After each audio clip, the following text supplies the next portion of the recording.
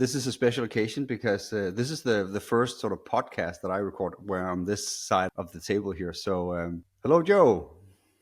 Hi, Ulrich. How are you doing? I'm doing fine, thank you.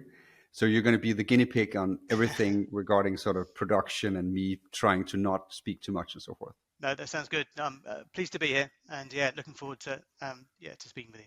Of course. Okay. So since this is not just our conversation, but we're going to sort of show it to the community and a little bit more broadly, I'll just start by sort of introducing you also by way of how we met, and then we can just take the discussion from there. So I think actually at one point, we met on LinkedIn somehow, and I think it was for me sort of very fortunate because in my work doing pricing on as a consultant, as an advisor side, I'm very often sort of faced with the issue of, how is it going to run once I'm done? Like, how does the organization actually sort of do pricing on an ongoing basis? And several times a year, I'm asked, do you know anyone that we could hire? Or like, how do we recruit for this role? How would you even sort of structure it and so forth? I think I had always thought of it as, that's a really good question and nobody knows. It's like an enigma how you get it. And then I find you, and it turns out that you, I think together with one partner, you've had Venortech for about a decade, and you're like deeply specialized in doing recruiting for pricing roles in SaaS and tech companies. So I'm immediately curious, and we have a bunch of different conversations and talk shop and clients and so forth. So really happy to have you on here as a guest. And then over on the school community, the SaaS pricing community, I threw up the question like, hey, I'm having a conversation with Joe. I think you're also part of the community actually, and said, hey, he's the expert, I think, on recruiting for pricing in SaaS. What should I ask him? And I think, so I have a few questions of my own, but then also I think we have, a dozen or so questions from the community. So I'm just going to shoot some of them at you as well. Yeah, sure. That sounds good. Let's go for it. Okay. So maybe I think the first question is, how the heck do you end up in a career where you do recruiting for SaaS pricing? Yeah, that's a good question. So I think we've been going now, Venortech, such about 16 odd years. I think I've been recruiting for about 19 of those all in. And yeah, when we got started, one of the first companies that we helped was one of the pricing software vendors to come over from the US to Europe. So we worked with them, placed about 35 people with them. And I think back in those days, there weren't so many people with pricing in their job title. And we kind of got stuck a little bit with the niche then. And so nowadays what we do, it's pricing, commercial excellence, and go to market. So that's US and Europe, and that's across software, consulting, and industry. And it seems more and more now, the biggest growth area for us is probably through private equity that we're working with. I can imagine. So you did recruiting before, but more generally, and then you had this one client that had a very specific need. Yeah. So on the other side of the business, a bit more kind of the go-to-market side, where it's a little bit more sales focused. My business partner is working pretty much 100% with SaaS companies. And so one of those SaaS companies back 15, 16 years ago happened to be a pricing software vendor. And yeah, it's we've seen it grow over the years. We also put together a pricing landscape, which shows all of the companies on there, which I think we're on about the third iteration now, and there's about 190 companies on there. There's a new version that I'm trying to get to. There's about another 200 to go on there, which I think just shows in software and consulting, how that's really grown over the time since we got started. Yeah, I think, how do you find that on your website? Yes, sir. Yep. Which is this venortech.com or .co.uk? I forget. Venortech.com, and you can find it on there. We'll advertise it. Okay. Yeah. I think actually I've looked at it, and I think it's a great resource, and I think I found pricing myself absolutely by chance 7 or 8 years ago. I happened to co-write a book on pricing psychology, and then people would just not stop asking me to help them with pricing, and then that's how I got into consulting. So, and I think so. What has happened partly over that, let's say, a little less than a decade, is that I think it has become more of a profession. It's become more of something that you do and you have to do it. And I feel also, especially within software, like I see part of my role as an expert to sort of help develop a common language, develop a taxonomy, develop processes that can be used, and so forth. Tell me a little bit about that, sort of like what's different now than it was, let's say, 16 years ago when you started, in terms of what that was to recruit for. Yeah, well, I think when we got started, just trying to find people with the right skill set was difficult, because the people didn't really exist in the same way that they do now. And I think, if you look at some of the platforms that are available for training, just doing a search on the number of companies that are in the business now. I had earlier on somebody asking me about, why is there not being more consolidation in the market where there are so many more people operating in it, which I think is quite a good question. So yeah, I think sophistication has definitely caught up. I think there's still probably a gap between what's going on in the US and what's going on in Europe. And there's big variations also in industry as to how mature they are with their pricing functions. And yeah, so I think different industries can learn well one from another. Yeah, SaaS can still be a little bit of an industry of its own. Sometimes people trying to get into that industry, if they don't have SaaS experience already, can sometimes be a little bit of a blocker. But yeah, it's definitely come a long way. So you're mentioning that different industries and geographies are ahead or behind of each other. Where do you think is SaaS sort of at the forefront, and if not, where should SaaS go and look for someone who's sort of more sophisticated than they are? Yeah, I think it's been a really quick learner. I think some of the the B2C industries, when you look a little bit more at revenue management, travel companies, airlines, that sort of thing, have been doing some interesting things with pricing for a long time. I think we're more focused on that SaaS piece. And then when you look at B2B industries like manufacturing, distribution, typically companies, with a high number of SKUs that they're looking to manage, well, then I think there's really good skill crossover. So it's not quite so industry specific. Mm-hmm. And so I think some of those more consumer-facing industries, the B2C side, I think there can be a lot to be learned from there by the B2B industries. So when I think who's the furthest ahead in, let's say, business models overall for B2C, I would actually think Asia. I would think China, like these guys, especially sort of within like consumer tech, right? Mm-hmm. What do you think? Yeah, no, I think probably agree. I think when we look a bit more on the heavier manufacturing distribution sides, probably the US are a bit further ahead with adoption and have seen typically their budget to spend on that is bigger, and they kind of go for it a bit more quickly, maybe a little bit less reserved in trying things out. I think in the past have been some pretty big failures as well. I think when you look back to the on-premise days particularly, and even now, I think trying to get the return on investment right is really important. And I think it's kind of a problem with pricing that companies aren't also good at spotting when it captures the value. And I think companies can be quick to take decisions in not recognizing that. And I mean, having a conversation where we last week with somebody who is a PE-owned company, a new board's been brought in. Typically, when we see a change of management at the top, if they don't get pricing in the same way, they often see it as an easy function to let go. They think, oh, we've been doing that for a while, don't need to be doing that any longer. Even though, even in this year, they could mark down the number in the millions of revenue that they've identified. But yeah, I think not everybody sees it in the same way. And sometimes it can be difficult to get that across to senior management if they don't know that already. So I had one question that I wanted to ask you, which was, so to what degree do you feel that when clients reach out to you and say, can you please help us fill this position, do you sense that they know what they need, or do you have like an initial phase one where you need to almost consult them so that they figure out what they need and then who they need for that role? Or is that sort of immediately clear to everybody from the get-go? Yeah, no, it's very rare that a company ever knows really what they're looking for. Probably one of the biggest challenges, actually. And yes, a lot of help generally is needed there. And what are some of the questions that you ask in order to find out what they actually need? So just the basic ones to start with, and whether or not, and you can quickly figure out, and it's useful for people looking for an opportunity. I think when they're reading job descriptions, you can spot whether or not the company gets what they're doing already just by how that's written.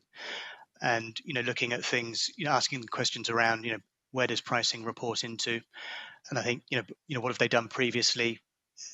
And nowadays, more and more we're seeing the importance on the analytics side, and people with those right kind of skill sets, and so, what's their what sort of product stack do they have, what sort of technology they're using, what the plans are, and who's responsible for all of that. And I think when people are then looking to, should they be joining this particular company, listening to the senior leadership and how they might speak about pricing is really a key thing to see whether or not they get it, to know that they're in it for the long run, going to put the investment into it or not. And can you give me some color or some examples of what does good look like? Like, what are some of the clues you get when, in terms of, who are they reporting to, who's doing what kind of language does senior management use, where you think, okay, these guys they know what they're doing?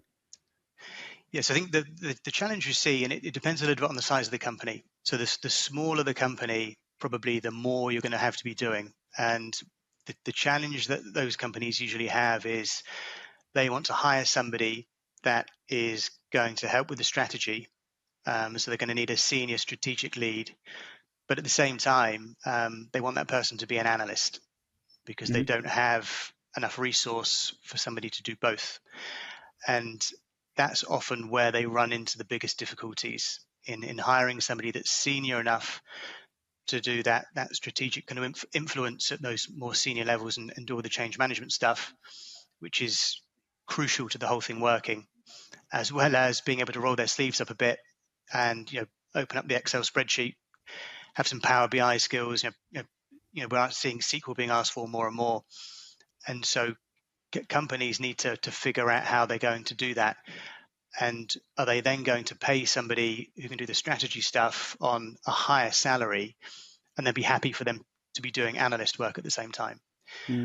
And that person, if they're coming in and being asked to do that type of work, if they're just reporting into another director, the chance that they can make the changes they need to and be effective are much lower than if they're reporting into somebody, at least at VP level, if not somebody at C level. Okay, yeah. I think one of my early insights when getting into pricing is that it just seemed to me that pricing was just too, let's say, spreadsheet focused. And so my, I think, sort of initial intuition in it was also because I came from the behavioral economics and design angle and so forth, was just like, we'll need the spreadsheet, but just a little later. Like, let's get the whole sort of structure in place first and figure out if we have something that customers like and we're overall aligned, and then we can optimize that, right? But we need to sort of have the blueprint in place before we can sort of really sort of pull out all the numbers. Does that sort of align with this sort of strategy analyst role set? Yeah, I think so. And it's probably also that can be a difference between somebody that's pretty good at the job and somebody that's really very, very good at the job. If someone's just completely buried in the data and that's the only thing they see, and they're not looking a bit more outside and seeing the bigger picture. So there's a SaaS company we've been speaking to who've been struggling to fill this kind of pricing manager role, but they've seen loads and loads of people, and at the moment it's quite a difficult job market at the moment. So it's employer driven. So there are a lot more people looking than there are jobs. They've finally landed on somebody they think can do a good job for them out of all these people that have applied. But then at the same time, this person's got 2 other job offers. So they've clearly stood themselves out, not just in this process, but in other processes as well. And I think the people that do well in those kind of recruitment processes and the people that companies are looking for are the ones that are really good at speaking to people. So they're talking to sales, they're talking to product, they're being proactive in looking at what product are doing and how they're taking things to market, and they're coming up with the ideas. And on the change management side, being able to influence and deal with sales, and I think it's people that can do that combined with the analytics stuff. Generally, the people we see doing well, particularly through an interview, and then when they get the job itself. I remember, I think one of the first conversations we had around pricing hires, and I started asking you sort of a similar line of questions here, and sort of like what are the top qualities of someone that's able to do pricing? And I think, uh, you know, I can't remember sort of the exact words you used, but essentially it was like the ability to stand your ground and really sort of like influence other people, right? Which is not your, let's say, the immediate stereotype that comes to mind when you're thinking about a pricing professional. Yeah, no. I think the ability, you could be thick-skinned. You might not always be liked. Trying to influence, getting salespeople to do things differently. When they've done things, a certain way for a long, long time, is tough. If you're changing, how they're discounting, that kind of policy, it's not going to be easy. And I think people that can manage and do that well, with credibility and properly, because otherwise, if people aren't following the guidance that's given, it's not going very far. So I think we have a couple of questions over on the community. So I want to steal a little bit from them, and maybe sort of sometimes like add my own angle as well. But I think the first one is from Michael, who I know is from Value Ships. So they're a pricing consultancy, and he's asking here, as the industry is growing, candidates often don't have a strict pricing background. What previous experiences indicate that the person might do well in pricing? And from a candidate perspective, what skills should they highlight to make an impression? Do you sort of agree with the premise that that we're short on people with specific pricing backgrounds? I think that there's more than there were, but you could definitely do with more. I think when you're looking for pricing backgrounds, I think it's rare you find somebody that says they chose pricing. Almost Mm-hmm. always there's a bit of a story about how somebody fell into it a little bit. I think might be changing a little bit, but it's not necessarily a career path someone sets out on. And I think companies these days, are still caught in the trap of they try and look for people that have done it before and have similar job titles, and so you can get caught a little bit in that. But I think if you're looking for people that are going to do well in the role that haven't done it previously, again, it depends a little bit on the level that you're hiring for. So on those more junior roles, coming from a bit more of an analytics background, I think can be very, very helpful. More and more now companies are looking for people with experience with, really strong Excel experience. I think we mentioned, Power BI, SQL. Sometimes you hear, people looking for Python and R. How much that will actually be used, though, is probably another question.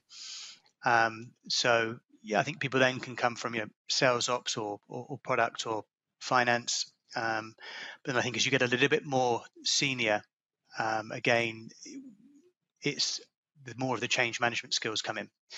And often on those more senior roles, maybe a bit more of a sales background is often looked for. And I think so. Good communicators, people that are still good with data, but people can deal with senior stakeholders is really critical. So, I think the other skills to a degree can be picked up, but I think it's like any job. When you're being hired for something, people like to see a little bit that you've done it before. So that's always a bit of a battle, I think, through an interview process, and how you demonstrate that you can do something when you've not maybe done it before. So if I had, let's say I had a SaaS company and we were doing well, and I had maybe 100 people working in the usual divisions like sales, product, customer success, finance, and so forth. Like, and I had to make an internal hire. Like I had to promote into the pricing position. Where would you look first? I think there's not a general rule for that kind of thing. Okay. I think, if there's somebody who's got a bit of a blend of good people skills, some analytics. So I think, you might find them in finance, if they've got the people skills. But then, if you're looking in sales, it's kind of the opposite. They've probably got the people side of things, but are they numerate enough to to do the other side? So it might be somebody who already has a bit of an inclination for it, and have just shown an interest. And I think of a company of that size as well, it can be a good way, a good model. So a company of that size is probably going to struggle to hire somebody like you full time. They're not going to be able to afford it. But then that different model of finding somebody who can be kind of coached and mentored, so they have somebody like you that comes in maybe once or twice a month, helps with the strategy, gives a bit of guidance and mentors. I think, and that can be a good model for companies to do that, rather than sometimes trying to find that first hire too early and getting stuck with the wrong budget, and also with that difficult skills mix of hands-on and senior at the same time. I have a handful of clients like that, where we don't run a project, but I'm just on call. Mm-hmm. And that can usually be for all kinds of commercial issues, but part of it often is also to, over the course of a year or two, to sort of build out a pricing function and just like support that process and just review who they're going to hire and what kind of process they're going to put in place and so forth. So yeah. So we're speaking about like hypothetical 100-person or FTE company here. When do you see companies like, at what size do they usually, or should they, make their first pricing hire, like the first dedicated resource? So I think with that, we'll see there can be some variation, and it depends on the senior leadership. How much they value that, how much they get that. If they've seen it working already, it will typically be earlier. But seed, Series A is it's very rare that you would see anybody coming in a pricing role. I think then beyond that, when you're kind of Series B, Series C, much more likely if somebody purely dedicated to pricing and packaging, they might be getting involved in other areas as well. But yeah, probably around that kind of point. But yeah, highly dependent on the company and what other skill sets they already have in the business. And a parallel question here. So along sort of the journey from early startup to scale up and more mature company, who should own, like, properly, sort of be the own pricing, where sort of the buck stops here and they make the final decisions and so forth. So not who actually sort of does the number crunching, but who actually, let's say, sponsors the initiative and has sort of a standard for it. Yeah, there's lots of people with lots of different opinions, I think, on exactly who should do that. I think probably at that size, the more senior the person, the better. And some people will stick steadfastly to that should be a finance person. Some people say it should be a salesperson. Some people say it should be a product person. I think in software, probably see it more on the product side. Yeah, the more senior they are, the greater their say and the more influence they're going to have. So yeah, I think probably within a SaaS company, if it's not the CEO, probably somebody on that product side, and yeah, right at the top. I think my rule of thumb is it's the CEO until you hit around, once you start to go sort of true multi-product, which you shouldn't do, in my opinion, right? So until you're at around at least 20 million US in ARR. Until that point, I think the CEO should own it. At least in my perspective, that's sort of where it makes the most sense. And at that point, like usually past sort of the 20 million mark, the organization starts to be robust, right? You have proper functions and you have proper leadership and so forth. And then actually it's a little bit, I haven't really, so in a lot of the projects I run, sometimes it's my, let's say, counterpart, of the responsible executive on the other side is the CFO. Mm-hmm. Other times it's the chief commercial. Other times it's the chief product. Other times it's the CEO. And it really, like, people ask me, and there really is no like very clear trend. It's like it's one of those guys for sure, or girls, right? But there isn't sort of, it is almost like an even distribution. Yeah, no, I would agree. And yeah, it's a challenge. And some companies do it better than others. I think it can work well into different departments, but it's very much a case by case basis. But yeah, I think if you're joining a company and you see that pricing reports to the CEO, that's a great start. Yeah, like you say, until they get very, very big, when they're just not going to have the time to do that. But hopefully they're still going to have a deep interest in it, because sometimes when the going gets tough, it can be one of those areas that the companies look to to make cuts when they need to. Yeah. What usually goes wrong when a pricing hire fails? So I'm assuming that everybody makes the hire, let's say, on the assumption that it's going to be a success, right? Like, at least they have high hopes, right? So what is it usually, or let's say, what maybe an even better question to begin with is like, what percentage of pricing hires succeed and what percentage fail? And then the ones that fail, what are the usual suspects here? Yeah, I'm not sure I can give you an exact percentage. Tricky, but I think the ones that fail, and it's always hard to know exactly, isn't it, why these things don't necessarily work out. But if someone's leaving a job, and then we're asking them, what's the reason for that? Why hasn't something worked out? Almost always it will be because they don't have the control or the power to make the changes that they wanted to. That has been moved away, and so it might be that their manager has changed. Somebody at the C level has changed, and they have less of a focus, and they then just don't have the power or the resource or the budget to do what they want to do. So usually it fails for things that are outside of their control. And it's that kind of dynamic, I would say, is the number one thing. The second thing is usually, or can be, that the person just hasn't been able to impress themselves well enough on the business to get the change to happen. So, yeah. Yeah, because my thought would be, so we talked about before, like the ability to do change management, influence other people's, and have a thick skin and all these things. One could suspect almost that if you start in a pricing role and you for whatever reason are not able to influence people and you're not able to change anything, and then sooner or later you do a lot of work but nothing actually happens, people stop listening to you for like fairly unfairly, Yeah. right? And that's sort of at the point where you start looking for the exit, right? So it almost becomes like a self-fulfilling prophecy, right? Mm-hmm. So if they weren't, like, whether it was, let's say, their fault or not, if they weren't able to do the job, suddenly they get almost expelled from it, right? Yeah, no, I think that's the case. There's always a lot of reasons that go into these, into these kinds of decisions. But yeah, I think quite often it's out of your control. Often, why that doesn't work. Yeah, so that's what I would put it down to. And I mean, maybe it's not even completely clear yet, but what is the end of the pricing career track? Do you sort of level up to the point where you go out of pricing, you go into strategy, or is it sort of, is it just a specialist role that just gets even more specialized and then people just live there forever?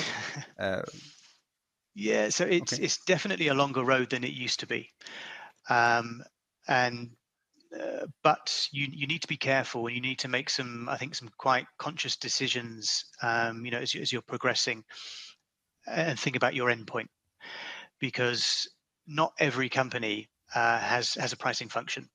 So before you even get started, there Mm-hmm. are fewer jobs available than if you're in sales.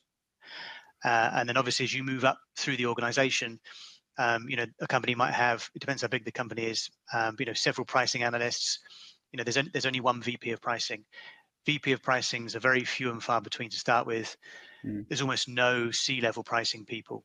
Perhaps if you get a little bit more into, like, the actuary world, that kind of thing, maybe you see that.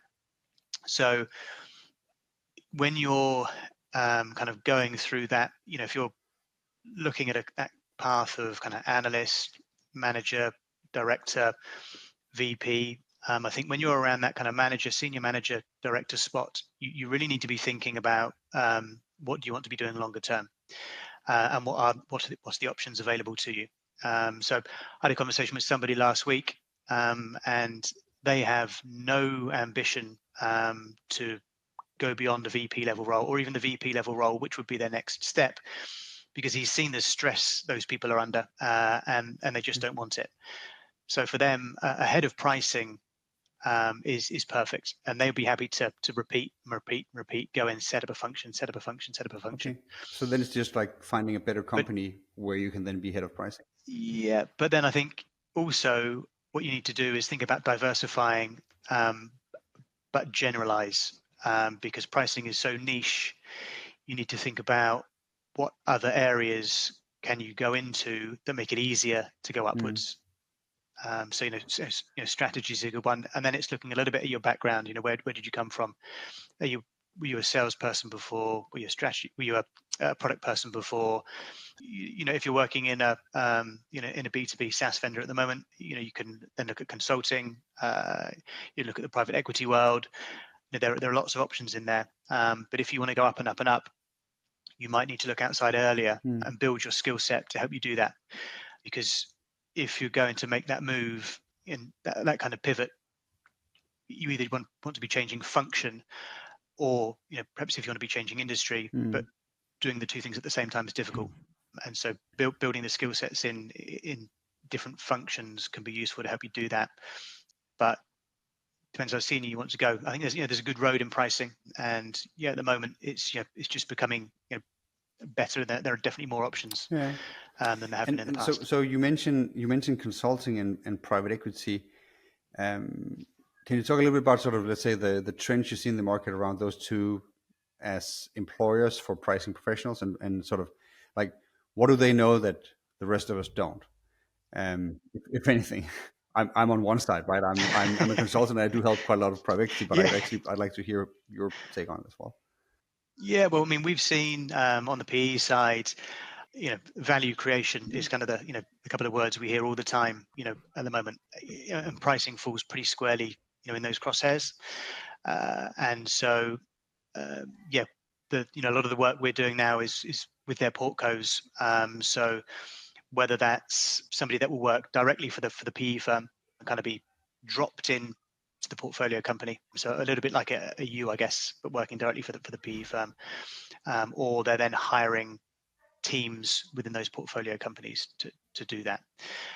And I think where pricing can be very project based, and because the PE firm, they're looking to increase the value of the business, and sell that on. There's investment, and there's a readiness for change. So I think it can be a really interesting place for pricing people to go and have a big impact, and really do that. So I think that's definitely an area people should be looking at. And then I think if you're looking at consulting, you've got the specialists and the boutiques, and some of the the medium-sized firms who are very, very good at doing that type of work, and that offers you that really good path through to partner. And now if you're looking at McKinsey, Bain, BCG, and what have you, and the big four, they all have pricing practices. And if you're going to go there, you're going to get the opportunity to work with some really interesting, very large customers. I think pricings often still can be sidelined a little bit in some of those firms, and you're going in as an expert partner. So you need to be aware you might not necessarily be on the same track as somebody that's going in as a generalist. Yeah, I think again, project-based, lots of different customers. People in consulting always get fed up with not being able to see the results through and kind of see that impact, and they want to come out. People in industry sometimes get a bit tired of the pace maybe of how they're working in there, and they like the idea of consulting. Can be a case of the grass is greener, but I think some of the best people we've seen have done both. And they really can pull from different sides, and have the best perspective. It's interesting that you mentioned it, because I've been doing this for 7-8 years or so, and I think the first 5 or so I would do a lot of, let's say, what I call design work, like design pricing models, packaging, like license terms, all the things, and we sort of rolled it out. But I didn't sort of, as you mentioned, get to see sort of the result of the work at the end. And then I think 3 or 4 years ago, I just drew a line in the sand and said, I'm not going to sell a project where I don't, right? So now I just, by default, most of my projects are 18 to 24 months, which includes like the full recycling of all the existing contracts and so forth. And that's just, it just creates a different relationship when you're doing it, because you're just there for longer. But actually also it gives a very different perspective for what are some of the downstream consequences of like early decisions, right? That's been really, I think, valuable to see firsthand for me. so that's it. The other thing that I thought about from what you said here with private equity is that one of the reasons I really like working with private equity clients is that the risk just is measured differently to them, right? So if you work directly with let's say a SaaS founder, and he's built his business to, let's say, $50 million, if you go and say, okay, so the way that we solve this problem is by breaking your model and then putting it back together again very differently, right?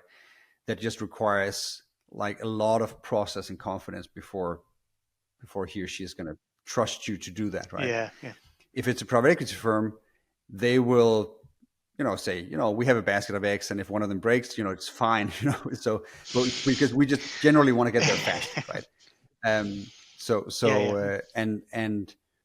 And so there's definitely an appeal in that too, from a pricing perspective, is that decisions just get made quicker and with way more confidence in private equity context, usually, right?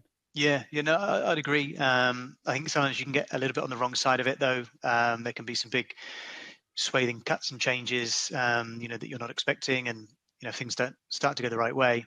But I guess it's a different type of opportunity, and I think it's one that suits pricing people. Perfect. Joe, I had a bunch of other questions, like long does it take to hire? What should we watch out for? And what are all the different questions here? So, but I want to be respectful of your time. Also, we're doing this. I think it's 8 p.m. here, and I think it's 7 p.m. at your end. And I'm sure you have a family that's and a wife looking at the clock. I know mine is. So I'll let you off the hook here. But how can people sort of learn more about Venortech and you? And are there any resources apart from the overview that people should know about? Yeah, sure. I mean, you can find me on LinkedIn, so probably the best place. Yeah, venortech.com, and more than happy to send out the pricing landscape to people. And I think it's the thing I like about pricing. It's gotten bigger, but it's still a small community, and hopefully it should be pretty easy to find on there. Yeah, I think you're right on the time. Not sure what's going on with my lighting. I seem to be sat here in the dark, but honestly, I'm not. But no, it's been good. We'll do a take two at some point with perfect lighting. Don't worry. No, but I've enjoyed kind of sharing a few insights. Hopefully it's been helpful. Yeah, maybe there's an opportunity to go into some of those other bits and pieces around benchmarking for salaries, and where you pull a budget from, and time to hire, and all that kind of stuff. Would be interesting to hear. So I've enjoyed it. So I'm going to throw you under the bus here and say that you're part of the community Yeah, on yeah, School / and I'm no, sure no. you'll get around to it at some point. So I appreciate that. Okay, Venortech.com, pricing landscape as the resource, and Joe Fleming on LinkedIn. Thank you so much, Joe. I really always enjoy speaking to people who just like are so deep into knowing everything about one thing. So I really appreciate you taking the time to speak to me. All right. Cheers, mate.